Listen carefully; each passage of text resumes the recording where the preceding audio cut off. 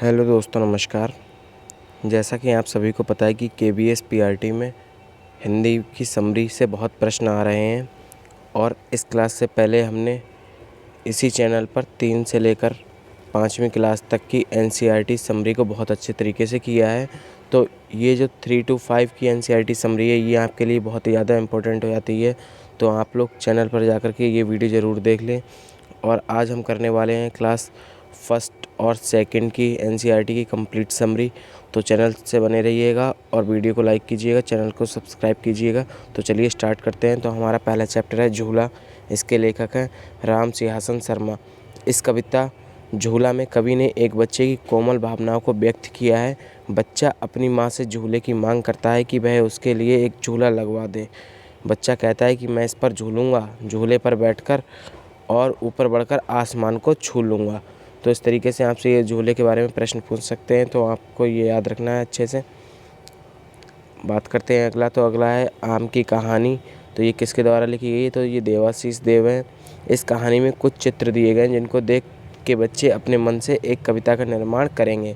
इससे बच्चे में सृजनात्मकता का विकास होगा। तो पूछ लेंगे कि कौन सी कहानी से चित्र देख कर के बच्चे एक कविता का निर्माण करेंगे, तो वो आपको याद रखना आम की कहानी। आगे देखते हैं। अगला चैप्टर है आम की टोकरी। तो रामकृष्ण शर्मा के द्वारा है। इस कविता आम की टोकरी में सिर पर टोकरी रखकर आम बेचती एक 6 साल की बच्ची के मनोभाव का बड़ा ही सुंदर चित्रण किया गया है। तो 6 साल की बच्ची जो सर पर आम की टोकरी रखे है, बेच रही है। अगला देखते हैं। तो अगला है पत्ते ही पत्ते। लेखक हैं वर्षा सहस्त्रबुद्धे। ये कहानी मौज मस्ती का खेल खेलते बच्चे और उनकी दीदी की है। यह पाठ खेल से प्रारंभ होता है, जिसमें खेल खेल में दीदी बच्चों को पत्तों के बारे में बताती हैं। वे कुछ पत्ते लंबे, कुछ गोल, कुछ छोटे और कुछ बड़े थे। एक पत्ता लाल, एक पीला और एक कत्थई रंग का था। एक पत्ते पर नसें दिख रही थी, एक पत्ता कतरीला था। एक पत्ते का डंठल एकदम सीधा था, तो एक पत्ता झालर वाला था। तो ये आपको याद रखना है। बच्चों ने जब पत्तों को छूकर देखा तो कोई पत्ता एक तरफ से मुलायम था तो दूसरी तरफ से खुरदरा। आगे देखते हैं। अगला है पकौड़ी। तो इसके लेखक हैं सर्वेश्वर दयाल सक्सेना। इस कविता में कवि ने गर्मा गर्म पकौड़ी के तलने से लेकर उसे मुंह में जाने तक का वर्णन बड़े ही रोचक शब्दों में किया है। जब पकौड़ी को तेल में चना जाता है तो ऐसा लगता है कि वह तेल में छुन छुन, एक सेकंड रुकिएगा।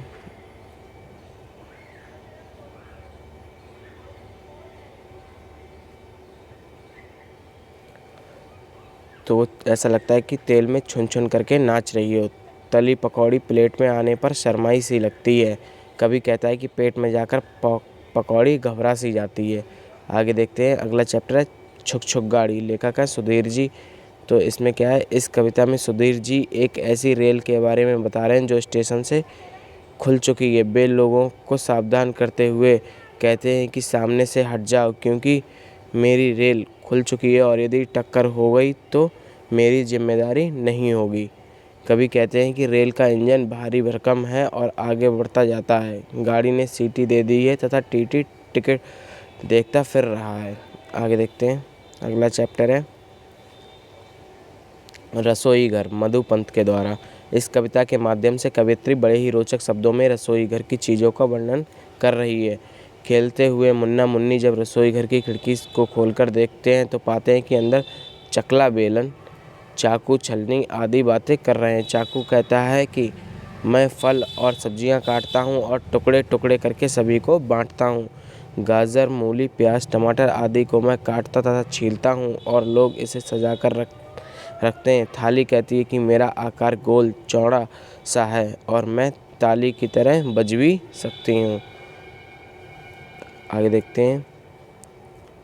तो अगला चैप्टर है चूहों म्याऊं सो रही है। तो ये किसका? धर्मपाल शास्त्री जी का। इस कविता में कवि ने एक दिन बिल्ली मौसी के सो जाने पर चूहों को स्वच्छता पूर्वक मनमानी करते हुए ललकारा है।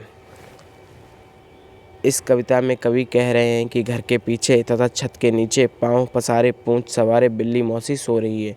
कवि चूहों से कहता है कि जो कुछ मिले उसे चट कर जाओ। आज तुम्हें किसी बात का डर नहीं, आज तुम किसी भी चीज़ को कुतर सकते हो। आज कोई कुछ कहने वाला नहीं है, क्योंकि आज बिल्ली सो रही है। आज घर पर तुम्हारा ही राज है। आगे देखते हैं। तो अगला चैप्टर है बंदर और गिलहरी। तो इसमें क्या है कि एक बंदर पेड़ पर बैठा था, उसकी पूंछ काफ़ी लंबी थी और ज़मीन तक लटक रही थी। एक गिलहरी ने बंदर की पूंछ को देखा, उसने सोचा कि यह कोई झूला है। वह उस पर चढ़कर झूलने लगी। बंदर को गुदगुदी होने लगी। उसने गिलहरी से हंसकर कहा कि उसे गुदगुदी हो रही है। इस पर गिलहरी चौंक गई। उसने बंदर से कहा कि यह तुम हो बंदर भैया? मैं तो समझ रही थी कि कोई झूला है, मुझे तो बड़ा मज़ा आ रहा था। यह कहकर हंसते हुए गिलहरी पेड़ की डाल पर चढ़ गई। तो अगला चैप्टर है पगड़ी। सर्वेश्वर दयाल सक्सेना जी का यह एक बड़ी रोचक कविता है। इस कविता में विचित्र स्थितियों का सामना करता एक पगड़ी का वर्णन किया गया है। कवि कह रहा है कि एक पगड़ी को रगड़ रगड़ कर इतना साफ किया गया है कि मैल तो रह गया, किंतु पगड़ी फट गई। इस पर पगड़ी की हट्टी कट्टी मालकिन इतनी झगड़ी कि मैल और पगड़ी दोनों ही तरबतर हो गए। आगे देखते हैं। तो ये है पतंग, सोहनलाल द्विवेदी। पतंग कविता सोहनलाल द्विवेदी द्वारा लिखी गई है। इस कविता में कवि ने पतंग के गुणों को बताया है। कवि कहता है कि पतंग आसमान में सर सर सर फर फर फर करके उड़ती है। एक पतंग दूसरी पतंग को काटती हुई आकाश में खूब सैर सपाटा करती है। पतंग एक दूसरे से लड़ती हैं और फिर कटकर लुट जाती हैं। सर सर सर सर फर फर की करती पतंग आसमान में उड़ान भरती हैं। आगे देखते हैं। तो अगला चैप्टर है गेंद बल्ला। तो निरंकार देव सेवक का है। प्रस्तुत कहानी गेंद और बल्ले की है।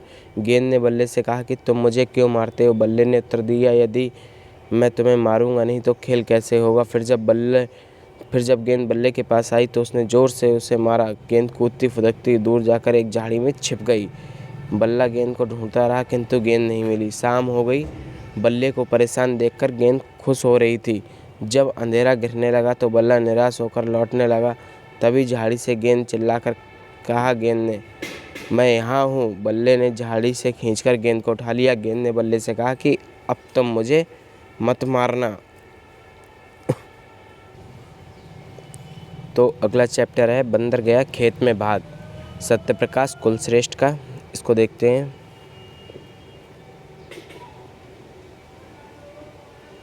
तो इस कविता में कवि एक बंदर के क्रियाकलापों का बड़ा ही रोचक ढंग से वर्णन कर रहा है। एक बंदर एक साग के खेत में गया और ढेर सारा साग तोड़ा। फिर उसने आग जलाकर साग पकाया और उसे सापड़ सूपड़ करके खूब मज़े से खाया। उसके बाद उसने दूब उखाड़कर अपना मुंह पोंछा। फिर बंदर राजा चल्ली बिछाकर और सूप ओढ़कर मज़े से सो गए। अगला चैप्टर है एक बुढ़िया। तो ये एक बुढ़िया निरंकार देव सेवक की है। इस कविता में कवि ने एक ऐसी बुढ़िया के बारे में बताया जिसके पास कोई काम ना था। वह दिन भर खाली रहती थी और कोई काम नहीं करती थी। काम रहने के कारण वह दिन भर बैठी रहती थी और थक जाती थी, इसलिए उसे आराम भी नहीं था। काम न रहने के कारण उसके लिए सुबह दोपहर शाम सब बराबर थे। इस कहानी में महाराष्ट्र की बरली शैली में बना चित्र भी दिया। तो ये आपको याद रखना है, महाराष्ट्र की बरली शैली में बना चित्र किस में दिया है? एक बुढ़िया कहानी में। आगे देखते हैं। तो ये चैप्टर है मैं भी। लेखक है बी सुतेव। एक अंडे से बत्तख का एक बच्चा निकला। उसने निकलकर कहा कि मैं भी बाहर आ गया। एक और अंडे में मुर्गी का चूजा निकला। बाहर निकलकर उसने भी कहा मैं भी आ गया। चूजा घूमने में, ज़मीन में गड्ढा खोदने में, तितली पकड़ने में और सभी कामों में बत्तख के बच्चे की नकल करने लगा। बत्तख का बच्चा जब तैरने के लिए गया तो चूजे ने कहा कि वह भी तैरेगा, किंतु चूजा पानी में नहाने के लिए जाते ही डूबने लगा और बचाओ बचाओ चिल्लाने लगा। तब बत्तख के बच्चे ने चूजे को बाहर निकाला। आगे देखते हैं। तो अगला चैप्टर है लालू और पीलू। तो विनीता कृष्ण का है। इस कहानी में एक मुर्गी के दो चूजे थे। एक का नाम लालू और दूसरे का नाम पीलू था। लालू लाल चीज़ें तथा पीलू पीली चीज़ें खाता था। तो ये आपको याद रखना है कि लालू और पीलू कौन थे? तो ये मुर्गी के 2 चूजे थे। आगे है चकई के चकदम, तो इसके लेखक हैं रमेश तैलंग। इस कविता के माध्यम से कवि ने ग्रामीण परिवेश का चित्रण बड़े ही सुंदर और सहज शब्दों में किया है। कवि बच्चों से कहता है कि आओ हम तुम मिलकर गांव में बनी झोपड़ियों के साथ साथ रहें, ग्वाले की गाय का दूध हम तुम मिलकर पिएं। कवि कहता है कि हम तुम मिलकर पानी में कागज़ की नाव तैराएं और फुलवा की बगिया से फूल चुनें। अंत में वे खेल समाप्ति की घोषणा करते हैं और घर चलने को कहते हैं। अगला चैप्टर है छोटी का कमाल, तो इसके लेखक है सफदर हाशमी। इस कविता में एक मोटे लड़के और एक पतली लड़की का बड़े ही चुटीले शब्दों में वर्णन किया गया है। कवि कहता है कि समर सिंह नामक एक लड़का अपने मोटापे पर बहुत घमंड करता था। वह छोटी नामक एक दुबली पतली लड़की को हे की दृष्टि से देखता था। वह अपने को आलू भरा पराठा और छोटी को पतली रोटी कहता था। वह अपने को लंबा मोटा तगड़ा तथा मोटा पटसन का रस्सा समझता था, जबकि छोटी को दुबली पतली और छोटी कच्ची सुतली समझता था। लेकिन जब दोनों सी सौ पर बैठे तो समर सिंह के होश ठिकाने आ गए।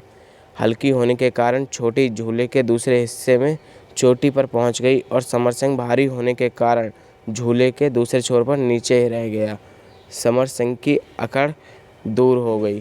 तो ये आपको याद रखना, झूले पर बैठने के बाद समर सिंह की अकड़ दूर हो गई। आगे देखते हैं। अगला चैप्टर है चार चने, निरंकार देव सेवक का। इस कविता में कवि ने यह बताया कि यदि उसके पास पैसे होते तो वह क्या करता। आगे देखते हैं। अगला चैप्टर है भगदड़, तो ये किसका है? पद्मलाल पुन्नालाल बख्शी जी का। इस कविता में कवि ने घर के जीव जंतुओं से परेशान 60 वर्ष की एक बुढ़िया का वर्णन किया है। कवि कहता है कि बुढ़िया चक्की चला रही है, तभी दोने में रखी मिठाई पर मक्खी आकर बैठ गई। बुढ़िया जैसे ही बांस उठाकर मक्खी को भगाने के लिए दौड़ी, बिल्ली पकौड़े खाने लगी। बुढ़िया घर के अंदर बिल्ली को भगाने के लिए झपटी, तभी कुत्ता रोटी लेकर भाग गया। तब बुढ़िया बाहर निकली। उसके बाहर निकलते ही एक बकरा घर के अंदर घुस गया। बुढ़िया जैसे ही बाहर निकली, मटका गिर गया।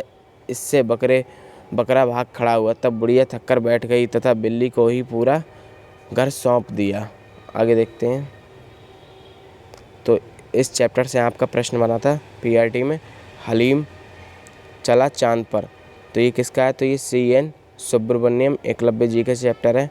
तो देखते हैं। हलीम नाम के एक लड़के को एक दिन चांद पर जाने की इच्छा हुई। वह एक रॉकेट के कारखाने में बैठ गया। उसने एक रॉकेट लिया और रॉकेट पर बैठकर चांद की तरफ चल पड़ा।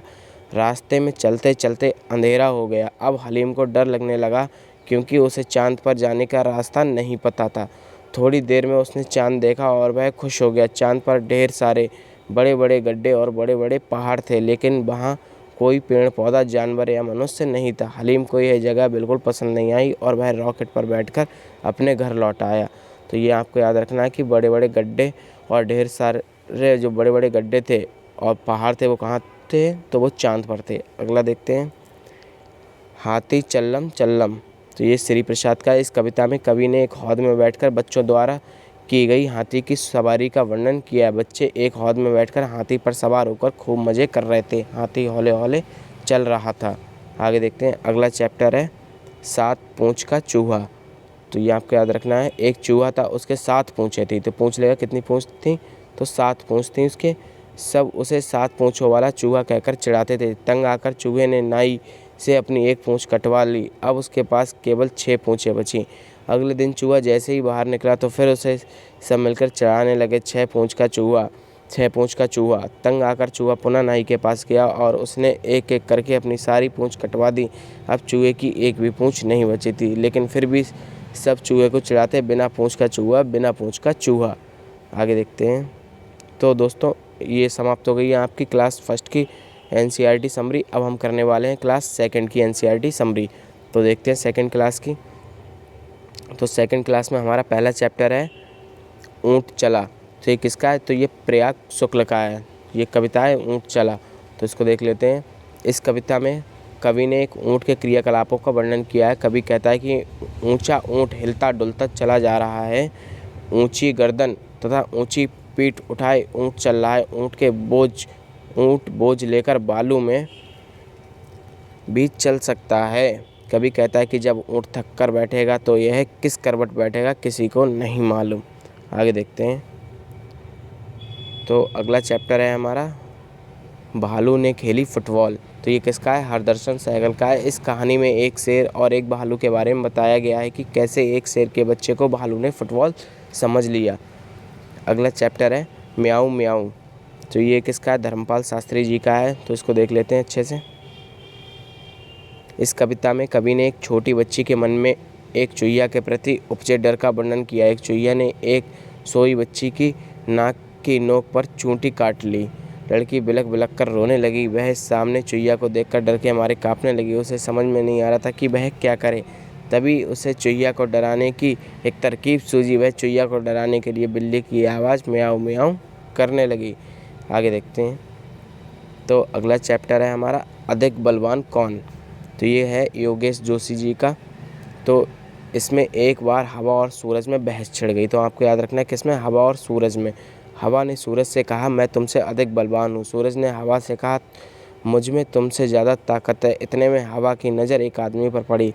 हवा ने इस तरह बहस करने से कोई फ़ायदा नहीं, जो इस आदमी का कोट उतरवा दे वही ज़्यादा बलवान है। सूरज हवा की बात मान गया। दोनों ने अपनी ताकतें दिखाना शुरू की। हवा से आदमी की टोपी उड़ गई पर उसने कोट के बटन बंद कर लिए। सूरज ने अपनी गर्मी बढ़ाई। आदमी ने कोट उतार दिया। हवा ने सूरज को नमस्कार किया और कहा मान गई तुम्हारी ताकत को। तो अगला चैप्टर है दोस्त की मदद। ये किसका है? ये A.K. रामानुजन जी का है। तो किसी तालाब में एक कछुआ रहता था। तालाब के पास मान में रहने वाली एक लोमड़ी से उसकी दोस्ती हो गई। एक दिन दोनों आपस में बातचीत कर रहे थे। अचानक एक तेंदुआ वहां आ गया। दोनों वहां से जान बचाकर भागे। लोमड़ी तो सरपट दौड़ती हुई अपनी मान में पहुंच गई, किंतु धीमी चाल के कारण कछुआ तालाब तक नहीं पहुंच पाया।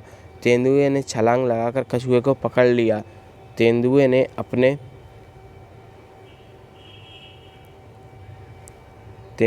अपने दांतों तथा नाखूनों से उसे खाना चाहा, किंतु सफल नहीं हो पाया, क्योंकि कछुए की खोल बहुत मोटी थी। उसके सख्त खोल पर खरोंच तक नहीं आई। लोमड़ी अपनी मान से यह सब देख रही थी। उसने कछुए को बचाने की एक तरकीब सोची। उसने तेंदुए से कहा तेंदुआ जी, कछुए की खोल को तोड़ने का सबसे आसान तरीका यह है कि इसे पानी में फेंक दो। पानी में इसका खोल नरम हो जाएगा, चाहे तो आजमा कर देख लो। तेंदुए ने लोमड़ी की बात मानकर कछुए को पानी में फेंक दिया। इस प्रकार कछुआ पुनः पानी में पहुंच गया और उसकी जान बच गई। अगला चैप्टर देखते हैं। तो अगला है बहुत हुआ। तो ये किसका है? हरीश निगम जी का। इस कविता में कवि ने वर्षा के कारण बच्चों को होने वाली कठिनाइयों का वर्णन किया। बच्चों के माध्यम से कवि कहता है कि हे बादल भैया, पानी बरसाना बंद करो, बहुत हो चुका। रात भर वर्षा के कारण घर के चूने से हम सबको नानी याद आ गई। हम कहाँ जाएं और कहाँ खेलें? चारों तरफ कीचड़ और पानी है। घर में फंसकर हमारी स्थिति पिंजरे में बंद तोते यानी कि सुग्गे जैसी हो गई। तो सुग्गे किसको कहते हैं ये भी आपको याद रखना, तोते की तरह हो गई। बच्चे सूरज दादा से प्रार्थना करते हैं कि वे जल्दी धूप खिलाएं। बच्चे अपने दोस्तों से कहते हैं कि सब मिलकर सड़कों से पानी हटाने की दुआ करो। आगे देखते हैं। तो अगला चैप्टर है हमारा मेरी वाली किताब। तो ये किसका है? होलकर पुक्का। माँ ने बीरू को एक संदेश देकर अपनी बहन के पास भेजा। मौसी प्यार से बीरू को अंदर ले गई। बैठक में जाते ही बीरू अचरज से ठिठक गई।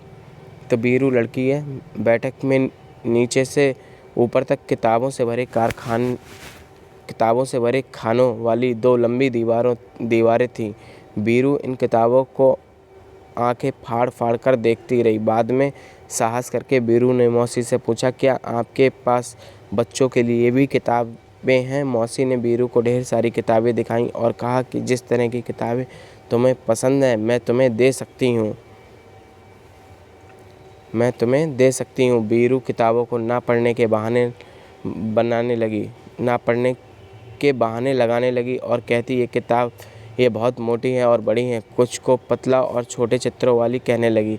तब तंग आकर मौसी ने कहा, अगली बार जब तुम आओ तो अपने साथ एक फट्टा लेती आना और तुम्हें जितनी मोटी किताब चाहिए उसे नाप कर ले लेना। मौसी का जवाब सुनकर बीरू ने माँ के भेजे हुए कागज़ को मेज पर रखा और भाग खड़ी हुई। आगे देखते हैं। तो अगला चैप्टर है हमारा तितली और कली। तो ये सोभी देवी मिश्र का है, देखते हैं इसको। कविता में कवियत्री कहती है कि पौधों की हरी डाली पर एक नन्ही सुंदर सी कली लगी हुई थी। एक तितली ने उस कली के पास आकर कहा कि तुम बड़ी सुंदर लग रही हो, अब तुम जागो और अपनी आंखें खोलो और हमारे संग खेलो। अपनी सुगंध गली गली फैलाओ। खेलने की बात सुनकर कली छिटक कर खेल उठी। कली को खिलता देख कर तितली उसे छूने के लिए चल पड़ी। आगे देखते हैं। तो अगला चैप्टर है हमारा बुलबुल। प्रस्तुत पाठ में बुलबुल चिड़िया के विषय में जानकारी दी गई है। तो बुलबुल चिड़िया के विषय में जानकारी दी गई है। इसमें बताया गया है कि बुलबुल की पहचान हम कैसे कर सकते हैं। जो चिड़िया काफ़ी तेज़ आवाज़ में बोलती है और उसकी पूँछ के नीचे वाली जगह लाल होती है तो समझ जाना चाहिए कि वह चिड़िया बुलबुल है। बुलबुल की पूँछ के सिर का रंग सफ़ेद होता है, उसका बाकी शरीर भूरा और सिर का रंग काला होता है। बुलबुल तेज़ आवाज़ में बोलती है तथा उसे मनुष्य से बिल्कुल ही डर नहीं लगता। आगे देखते हैं। तो अगला चैप्टर है मीठी सारंगी। गणेश देव शर्मा जी का यह पाठ एक सारंगी वाला पर आधारित है और यह व्यक्ति बहुत अच्छे सारंगी बजाता है। आगे देखते हैं। तो आगे चैप्टर है हमारा टेसु राजा बीच बाजार। निरंकार देव सेवक का है। तो यह कविता एक लोकगीत पर आधारित कविता है। इस कविता में टेसु राजा बाजार में अनार ले रहे थे। वे प्रश्न करते हैं कि अनार में कितने दाने हैं। उन्हें उत्तर मिलता है कि जितने कंबल में खाने हैं। तब कंबल में कितने खाने हैं इसको भला भेड़ क्यों बताने लगी। एक झुंड में उतनी ही भेड़ें होती हैं जितने कि एक पेड़ पर पत्ते। अब टेसु राजा प्रश्न करते हैं कि एक पेड़ पर कितने पत्ते होते हैं। इसका उत्तर मिलता है कि जितने गोपी के घर कपड़े हैं, गोपी के घर उतने ही कपड़े हैं जितने कलकत्ते में कुत्ते हैं। निष्कर्ष निकलता है कि कुल 20,23,000 दाने वाला एक अनार है।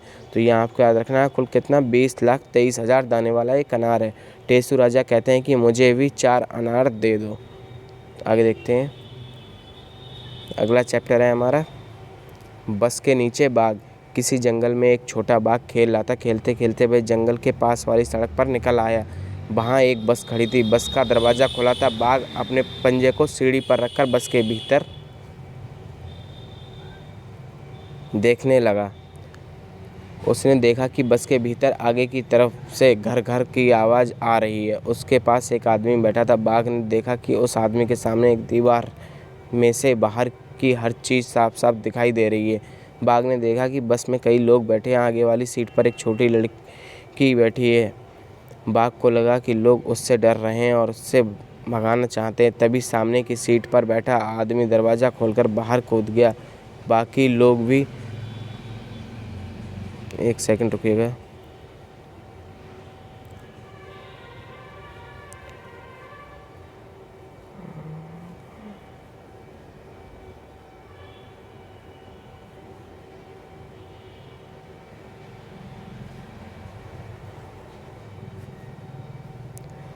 तो बाघ को लगा कि लोग उससे डरकर भाग रहे हैं, उसे भगाना चाहते हैं। तभी सामने की सीट पर बैठा आदमी दरवाज़ा खोलकर बाहर कूद गया।